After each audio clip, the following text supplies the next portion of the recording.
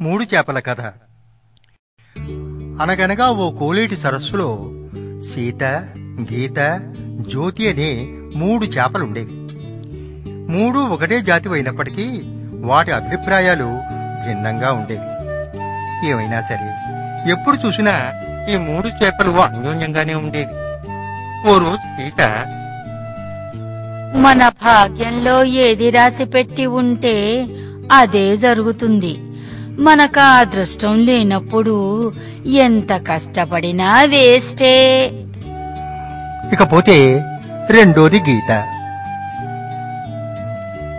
ఏ పనైనా సరే బాగా ఆలోచించి నిర్ణయం తీసుకోవాలి, లేదా కష్టాల్లో పడాల్సి వస్తుంది. ఇక మూడోది జ్యోతి. ఇది చాలా చురుకైంది కూడా. నిర్ణయాలు తీసుకుంటూ కూర్చుంటే అవతల కొంపలంటుకుపోతాయి. అందుకే బుర్రను ఉపయోగించు, మార్గం అదే వెలికి పడుతుంది. ఓ రోజు ఒడ్డున నుంచున్న జాలరులు ఇలా మాట్లాడుకుంటున్నారు. బావా, ఈ ఏడాది కోలెట్లో చేపలు బాగా పట్టాయని అందరు చెప్పుకుంటున్నారు. వేరే వాడు చెయ్యేసి లోపే రేపు మనం పట్టేయాల. ఆ మాటలు విన్న జ్యోతి, మనం వెంటనే ఈ సరస్సును వదిలేయాలి, లేకపోతే చిక్కుల్లో పడతాం. అది విని సీత, జరిగేది జరుగుతుంది, మనం ఎందుకు ఇక్కడ నుండి పారిపోవాలి? చావు రాసి పెట్టి ఉంటే ఎవరు మాత్రం తప్పించుకోగలరు? అది విన్న గీత,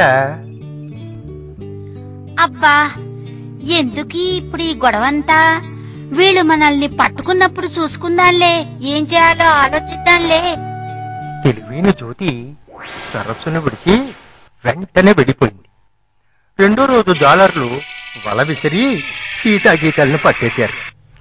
గీత చచ్చిపోయినట్టు నటించి నీటిపై తేలడం మొదలుపెట్టింది.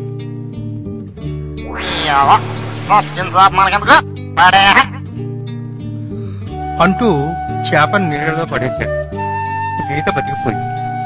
ఇక కర్మను నమ్మిన సీత మాత్రం మసాలా కూరి డిన్నర్లో చేపల కుర్మాగా మారిపోయింది.